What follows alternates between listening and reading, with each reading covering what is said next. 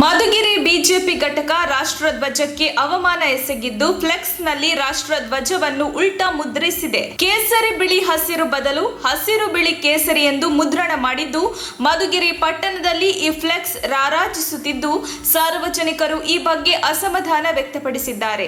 Madhugiri BJP ಘಟಕದಿಂದ ಆಯೋಜಿಸಿರುವ ತ್ರಿವರ್ಣ ಧ್ವಜಯಾತ್ರೆ ಕಾರ್ಯಕ್ರಮದ ನಿಮಿತ್ತ ಹಾಕಿರುವ ಫ್ಲೆಕ್ಸ್ ವಿವಾದಕ್ಕೆ ಕಾರಣವಾಗಿದೆ.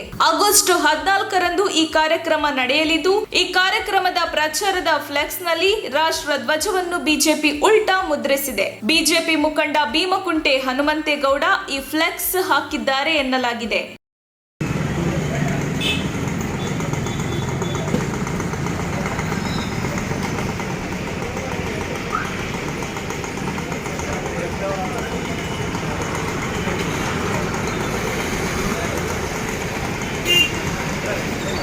ತಕ್ಷಣ ಬೇಕಾಗಿದ್ದಾರೆ.